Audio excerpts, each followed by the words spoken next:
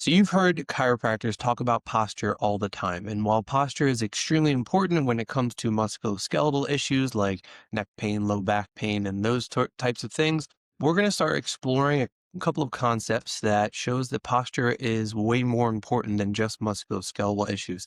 It can actually affect your energy levels, it can affect your overall health, and it can especially affect certain glands and hormonal pathways. And that's what we're going to be exploring today is how your spine is related and can affect your thyroid and your adrenals and how that works together in a stress pathway that can be the missing link for a lot of people that are struggling with thyroid and adrenal issues.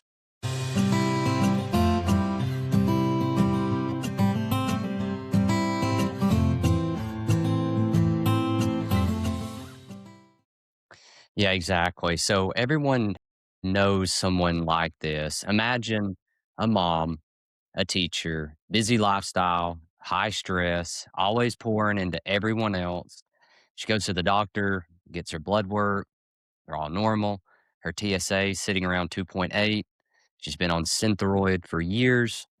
She's freezing cold all the time. She's overweight, trying to eat better, hair thinning, anxiety meds.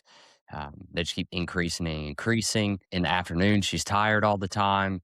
And when she gets home, she's just done. Every time she goes to the doctor, she hears the same thing: your thyroid looks fine. And that's where people honestly start thinking that it's all in their head. And so we're going to start talking about these types of things, why normal labs don't always mean a healthy body. Yeah. So let's start with let's start from way up top. Let's start with the big idea. And let's think of it like a three-legged stool. So if you have a three-legged stool and one of the legs goes out, the whole stool falls over. And so the first one is your thyroid. Your thyroid controls your metabolism. It controls the energy system for your entire body. And if our thyroid's not functioning properly, the cells in our body aren't going to be able to produce enough energy to do the job that they're supposed to be able to do. And that's going to start crashing different systems. And that's when people start to feel sick and they run out of energy very quickly throughout the day, all the way down to actually becoming diagnosed with certain issues. Excuse me. And then we can go to the second leg of the stool is the adrenals. Your adrenals determine how you respond to stress. And for most people, we're stuck in this stressed out state due to a number of different factors that our adrenals are running overtime all the time. And it gets to a point where they just start to shut down. And that is going to obviously remove our ability to properly respond to stress. But that's also going to affect the thyroid because when our stress hormones are super high for too long, that starts to suppress our thyroid hormone for a number of different reasons. But it all plays this game together that we need to really hash out. And that's what we're trying to do here. And then the third leg of that stool is your spine and your nervous system, because how you respond to stress first starts in your nervous system, because everything in your entire body is controlled and coordinated by your nervous system. So we want to break down each one of these legs because if one gets weak, the entire stool is going to become unstable. Unstable pathway here leads to low energy, leads to dysfunctional patterns in your life and your health, and then ultimately get to the point where you become quote unquote diagnosed with something. And then that's usually when people start to seek out care. But if we can recognize these things early enough, and take proper actions, we can start to avoid ever getting there. So a lot of people, when they have a thyroid issue, they treat the thyroid because that's what medical doctors are trained to do and what a lot of other people are trained to do. The thyroid might not be the problem. The thyroid might be functioning fine, but it's the wiring going to the thyroid. It's the signaling going to the thyroid that is dysfunctional. And so when people get stuck chasing their lab work, they fall into that picture that Dr. Mike just explained because they go to the medical doctor and say, my hair's falling out, I'm gaining weight, I can't lose it, I'm chronically cold, all the classic thyroid symptoms. And they look at just your TSH level and they say, oh, it's within normal range, you're fine, and we're good. And they don't dig deeper and they don't look at how other pathways and other systems and other signals can be negatively affecting that. And that's what we're gonna hash out here today. Yeah. So the first thing that we want to look at is going to be this idea of posture. It's one that's oftentimes overlooked. And so when you look at the day and age that we live in, cell phones, desk work, driving for a living, sitting on the couch at night, all of these things are going to cause what we call forward head posture. And so every inch forward our head goes, that's going to put at least 10 extra pounds of pressure on our neck. And so extra pressure on our neck and even that forward head posture, research shows that that actually reduces blood flow going through the neck and also increases how much blood flow actually goes to the thyroid gland itself. So when we were reading some of this research, it's honestly the numbers are almost unbelievable. Studies show that forward head posture can actually reduce blood flow to the thyroid by close to 30% per inch that your head is going forward. Um, when you reduce something by one third and now it's operating at just two thirds, that's a really, really high number. And so we have to look at posture. And what's really interesting is almost everyone that has thyroid concerns or some of these other symptoms, you'll notice that they have a very similar posture.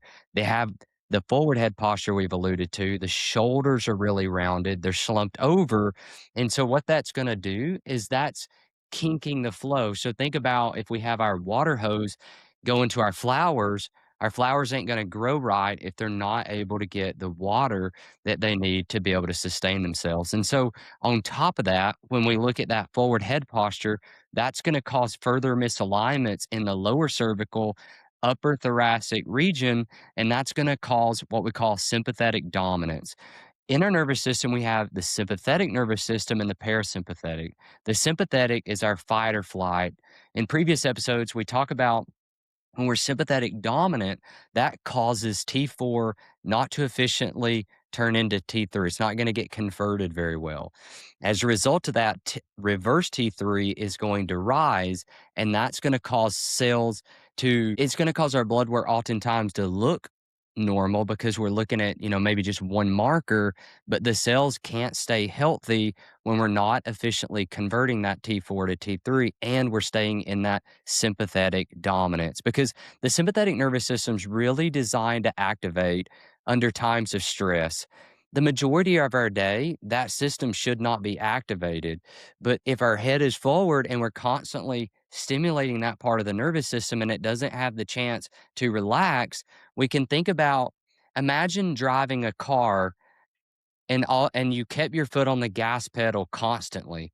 Even when you go in to slow down, you keep your foot on the gas, that's gonna be very, very inefficient. Sure, you can, maybe slow down, but you're burning everything out when you're doing that, and so, if you have some of these symptoms, the biggest one that we see is chronic fatigue. We'll see, the hair thinning, um, or if you don't have any of these symptoms, but you're looking at yourself in the mirror in a side shot, and you can see those shoulders are more rounded, you've got more kyphosis, those chest muscles are tight because the pecs are bringing those shoulders in.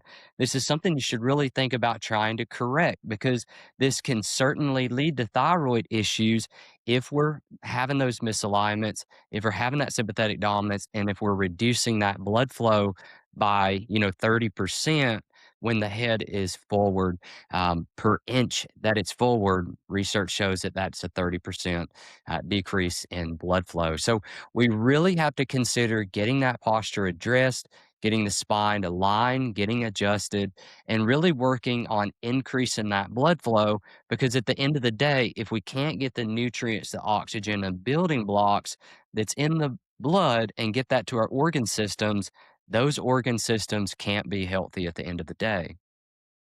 Yeah, and if we continue with that idea of not getting enough of what we need to make thyroid a hormone, we can continue into how the adrenal plays a role. So, as Dr. Mike said, when your body and your nervous system gets shifted into that sympathetic tone, and you're in chronic stress, your body, one of the primary stress hormones, most people have heard of it, it's called cortisol.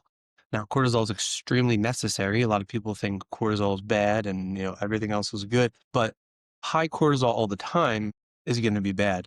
And that's where we come into when your body's stuck in this chronic fight or flight stage, it's going to want to increase cortisol because that's one of the primary stress hormones. And when it's chronically high, the body needs to get the building blocks for cortisol somewhere. And that's when we get into this idea is it's what's called pregnenolone steal, the pregnenolone steal. Pregnenolone is kind of like the master or mother hormone in the adrenals. And then pregnenolone breaks down into a couple of different things. And that's where you get your testosterone, your estrogen, your cortisol, other hormones. And so when your body's in chronic stress, it's going to push that pregnenolone pathway more towards cortisol and less towards things like your testosterone, your estrogen, your progesterone, your other hormones. And so it's going to steal those pathways and it's going to push it more towards cortisol, which is going to keep our stress hormones higher and higher. And this affects the thyroid because what's happening is your body's getting stuck in a survival state. And when it's stuck in survival, it's not as concerned about your overall metabolism because it thinks there's something really bad going on. And what we see is your TSH normal can still, TSH level can still look fine, but we're going to see patterns like your free T. And if your doctor's not testing for free T3 or reverse T3, they're not doing enough if you're having thyroid issues. But free T3, it's going to be low or what we call low normal. So it still is in the quote unquote ranges that they'll give you, but it's on the lower end. And then we're going to see reverse T3 elevated. So the way thyroid hormone works is TSH comes from your thyroid stimulating hormone, comes from your pituitary, goes to your thyroid, telling your thyroid produce thyroid hormone. The majority, about 80% of the hormone that the thyroid produces is T4, which is more of an inactive form. So it can transport around the body. And then it has to be converted to T3, which is your active thyroid hormone. T3 is what's going to run the energy systems for our cells. Now, when our body's in times of stress, it's going to take that T4 and instead of going to the active T3, it's then going to shift it to reverse T3. And reverse T3, it's a survival mechanism, essentially what it is. So it's there for a reason, but when we have too much of it, when our levels start to creep up, it shows us that our body's not converting T4 to T3 quite well enough because of that high stress, high cortisol level. And so if we were to test your cortisol, it's going to be not in what we call a normal diurnal rhythm. So your cortisol is probably going to be high most of the day or abnormal when we look at the rhythm of how it's supposed to be. Your reverse T3 is going to be higher. Your actual free T3, it's going to be low, low, normal. And your TSH can still be in the normal range because TSH only goes off of how much T4 is in your blood. So T4 goes back up, stimulates or tells the pituitary, hey, we have this much, we don't need to produce anymore, or hey, we're running low, let's produce more, which then produces more TSH, which then stimulates thyroid hormone to produce more. If your body has enough T4, it's going to tell your pituitary, we're good, keep TSH levels normal. That's why it'll look normal. But that T4 isn't being converted to active T3, it's being converted to reverse T3. And so we get in this vicious cycle that if we're just looking at lab numbers, it's just looking at TSH numbers, it looks normal, but it's not. You're still not functioning well. You're still low thyroid or hyperthyroid. So your body, like I said, is prioritizing survival over function, over metabolism. And so what's fascinating is that change, that sympathetic nervous system can shift to parasympathetic or rest and digest fairly quickly. There's research showing that specific chiropractic adjustments, specifically upper cervical, and then even some lower cervical and even upper thoracic, which is, another change, can change what's called your heart rate variability. And we can break that down in a minute, but it can improve your heart rate variability very quickly within minutes. And that's going to move your nervous system out of that fight or flight into that rest and digest, which then will excuse me, to reduce the amount of cortisol that it's producing, shift that pregnenolone steal over to what we want it to be, the normal hormone producing balance that we want to see. And it takes your body's conversion of T4 to reverse T3 away and can start to improve that conversion of T4 to active T3 and things get better. So when that happens, your cortisol starts to drop. Sometimes some research shows as much as 25 to or 20 to 30% very, very quickly. And that's going to allow your body to get into that rest, digest, health, healing state. And that's going to allow your adrenals to heal. It's going to allow your thyroid to function more normally. If that's the primary cause of what's going on with the thyroid. Obviously, there's a lot of other issues that can be going on. But this is, like I said, we're just exploring this concept with some research that we found. And it's really fascinating because when you hear, like we said at the beginning, when you hear posture, you think musculoskeletal, you think bungee cords of muscles and ligaments and joints. And when we actually break it down and we look at some of the research, we can see, oh, it's actually affecting your hormones, it's affecting your glandular systems, your endocrine systems. And it's really fascinating. So that's why we wanted to start doing this protocol, doing this podcast. And we're going to dive into some potentially other things of how posture can affect other areas of our body as well. Yeah. And so I want to connect one dot here, and I want us to think about this idea of the thyroid, adrenal, spinal axis. And so really, the point of this is to show how those three systems are integrated. And when one leg of that stool becomes wobbly, that can certainly affect the stool, which is the body at the end of the day. And so it's not to necessarily just pick on the thyroid per se, but oftentimes the thyroid is it's oftentimes the organ system that I guess is just, there's just more awareness because some of the signs and symptoms are so common amongst people. But it's affecting the entire system. And so I want to give like a protocol, so to speak. And so we can think about, the first part that we talked about, this idea of structure. And so, structure, we talked about forward head posture and how that can cause misalignment. So, in our office, oftentimes what we will find is we will be adjusting upper cervically, which is the first couple of vertebrae in the neck, and typically in the lower portion of the neck as well. There's more of a direct communication there. Another thing, oftentimes, when someone has forward head posture, we will use devices like the dinner roll or other CBP devices. CBP is an organization in chiropractic that is focused on the physics of the spine. So CBP stands for chiropractic biophysics. And so they have a couple different devices that we can use to be able to help with that, as well as different exercises as well. Some of the exercises we do are going to be more neurologically based, and some of those exercises are going to be more structurally based. When we look at like a physical therapy approach or more of a typical medical approach, another thing that's typically used for these is what's called Brugger's relief position. So, what this relief position is essentially we will sit up straight at the end of a chair. We will bring our arms, back and down, and we'll get our head kind of tucked and bring back, and we'll just gently squeeze there. And what you'll notice is that is pulling the head back and it's pulling the shoulders back. Typically, we'll see that really rounded posture. So essentially, you just want to work on opening everything up. Another thing that's pretty easy to do at home is to do a pectoral stretch into a door. So you can put your arm up in the door frame and work to stretch those pec muscles. They tend to get tighter, which is going to bring everything in, and that's going to cause that congestion in the neck, and that leads to some of the issues that we talked about earlier as well. If we shift gears, we can think about this idea of rewiring or retraining the nervous system. It goes back to that parasympathetic and sympathetic nervous system. So pretty common ways that we can stimulate the parasympathetic is accessing the vagus nerve. So the vagus nerve, we can stimulate it by gargling. We can hum, sing, putting cold water on the face, and even like eye movements back and forth are really cool. That's going to stimulate more of the brain up here as opposed to the vagus nerves, more cranial nerves. But one of the really cool things is our prefrontal cortex. One of its main jobs is to inhibit the sympathetic nervous system. And so, what we typically find is most people are not active enough.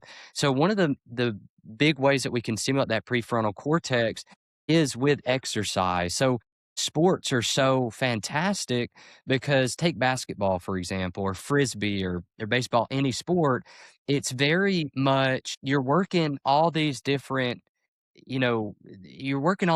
pathways in the sense that like you have to move your neck up and to the right, up and to the left, down. So your eyes are constantly moving. You're moving different muscles. And so when you do these complex movements in sports that require complex movements, it's one of the best ways to stimulate that prefrontal cortex, which will naturally decrease that sympathetic nervous system. But the reality is that prefrontal cortex is the gatekeeper for really the entire processes that take place in the brain. And so if we want to see our sympathetic nervous system get better, We got to work on the prefrontal cortex first, and then we can work on more of that vagus nerve type stimulation. And there's some, devices that you can buy to stimulate the vagus nerve.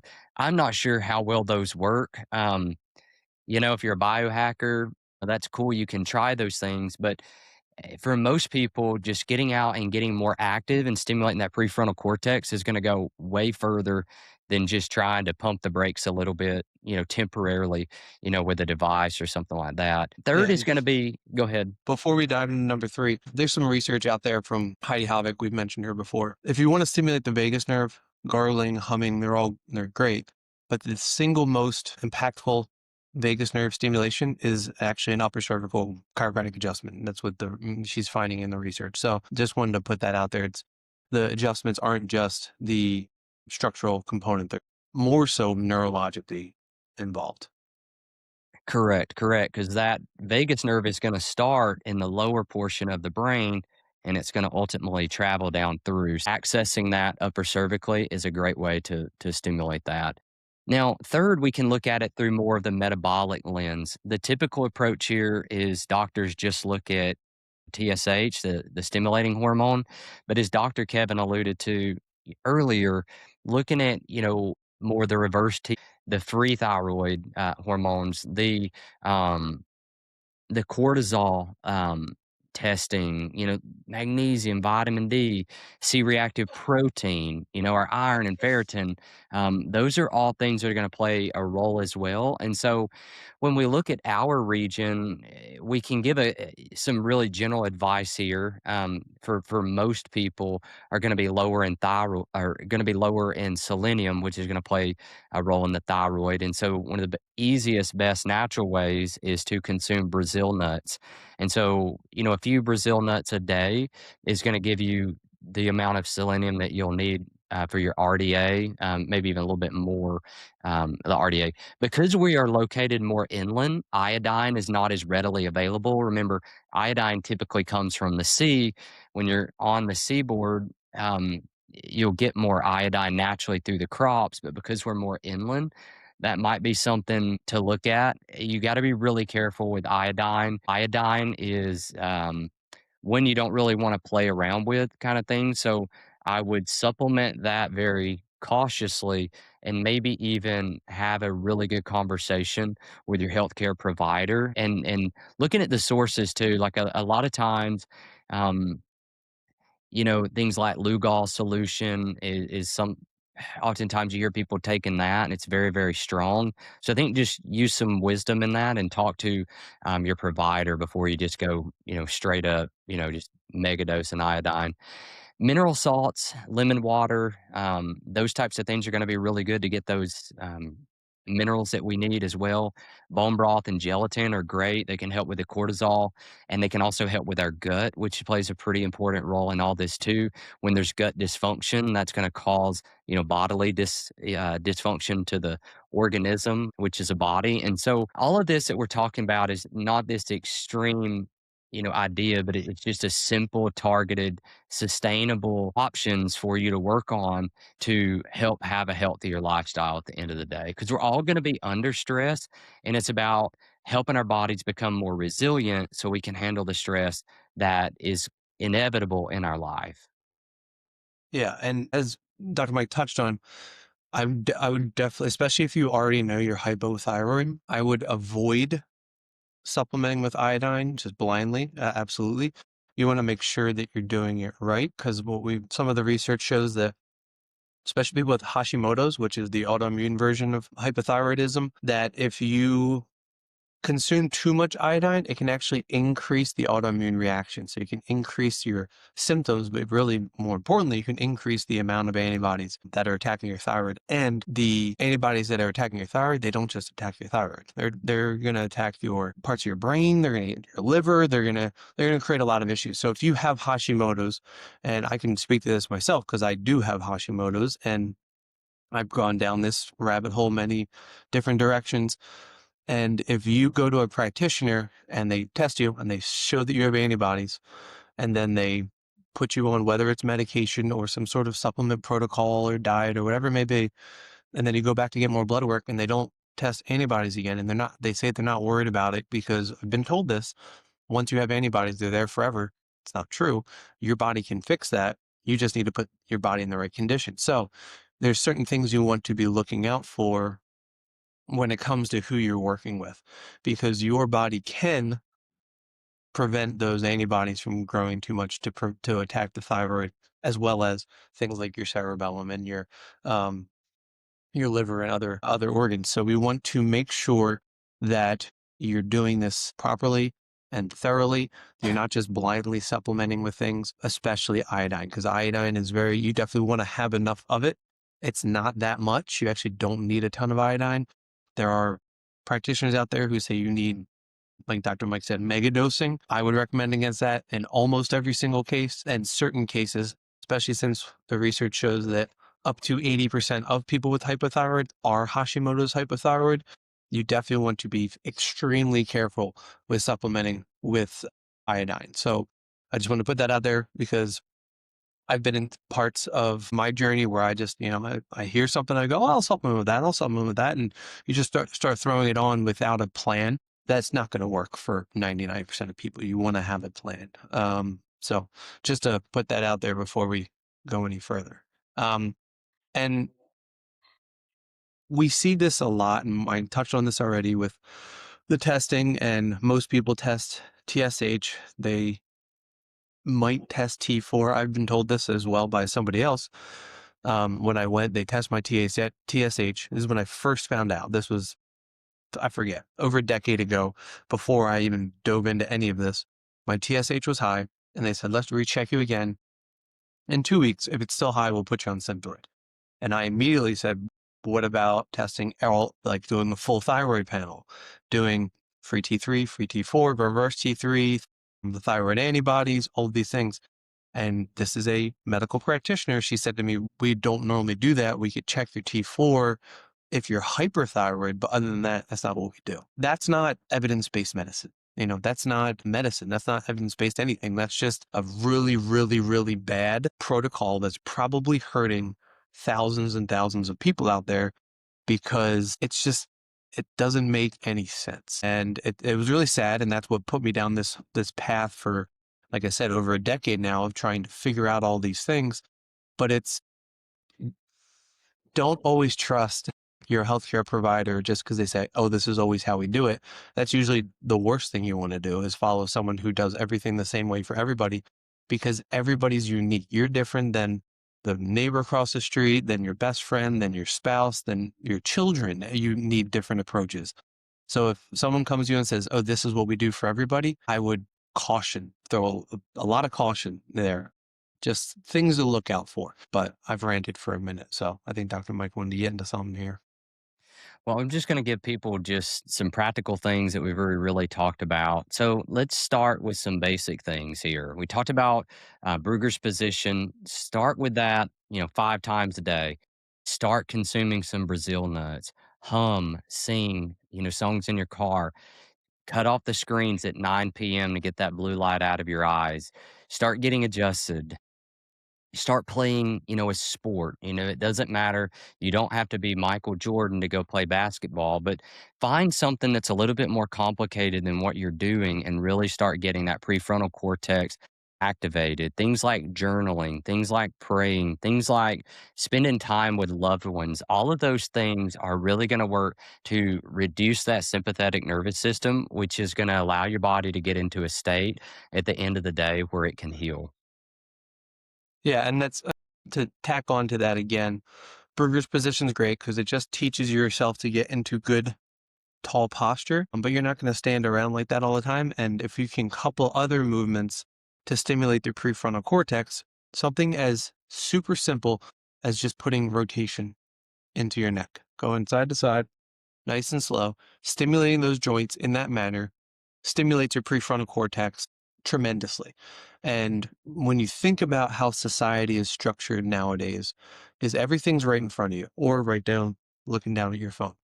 Your car, you don't even have to turn on your car. You have screens and mirrors and everything. No one walks around turning their head. And when we think about how human beings are meant to be walking around the earth. We're meant to be walking a lot, way more than most people do. And we're meant to be keeping our eyes on the horizon, looking around side to side. And that is ingrained in us. And it's also neurologically wired in us to benefit our brain health, to benefit our posture, to benefit every single aspect of us. And most people almost never look side to side. And when we see people who consistently make it a part of practice of their day, just stand up nice tall, get into that Brugger's position, but then work on rotating your head side to side, left to right, pausing in the middle, doing that many times. And you can add in lateral flexion and even flexion extension, but really that rotation, it stimulates that prefrontal cortex in a way that most people don't do that on a regular basis. And it puts such positive changes because it relaxes the flexors of our neck, giving us that forward neck posture, and it activates the extensors, which is what we're trying to do with something like Brugger's, where we're trying to get you up nice and tall, improve that posture. And working the muscles that specific way is important, and it sends that information to the prefrontal cortex. But something as simple as just putting rotation in our neck many times throughout the day sends stimulation to our prefrontal cortex, which then can also help improve our posture. So it's these little teeny tiny things done consistently over time that are going to make the biggest changes for people. Chiropractic adjustments, rotation in your neck, training your muscles to do the right thing. Those are going to impact your posture more than most other crazy contraptions. I've seen some wild things out there where they're using bungee cords and straps and pulling people into these crazy positions. And that can work over time for some people, but some people are so neurologically stuck that it's not enough. We need to add motion. We need to add chiropractic adjustments. We need to make sure that the body has what it needs to produce those things that, those neurotransmitters and those hormones that allow things to work properly. And so that's what we wanted to essentially start to break down, right? This isn't finished. This research is fairly new. And so people are exploring it more and more. And it's really fascinating putting these pieces of the puzzle together and showing that improving someone's posture, not just mechanically, but neurologically, can then therefore help their body stress response, which helps their adrenals to heal, which then allows their thyroid to function better. I mean, it's just really cool. And we've started looking into this. That's why we wanted to do this episode, because it's kind of new. We didn't learn this in school, but some of the research is actually being done at our own school, which is very cool as well. But when we break it all down, posture is so important, not just for the health of your muscles and your joints. It's so important for your neurology, for your hormone system, your endocrine system, for everything. And I know that there's research out there, and we're going to start looking into it for your lungs and your pulmonary system and your cardiovascular system and everything else. And we'll get into that some other time. But if this episode helped you in any way or made a light bulb go off and said, oh, maybe I should research more of that or look into it, the research is out there. You can start looking into it, or you can send us a message. We'd be happy to answer any questions that we can. You can follow us on all the socials and all that fun stuff, but we're going to continue to explore these concepts and these ideas. And if you have any questions, reach out to us. We try to be an open book for everybody. And if you enjoyed it, share it with somebody, because that helps us out big time. Leave a review, leave questions. And if Mike has anything else to say, we'll see you next time. He looks like he's good to go. I see the snow starting to come. So everyone be safe, be careful, and we'll see you next time on the Appalachian Wellness Connection. God bless.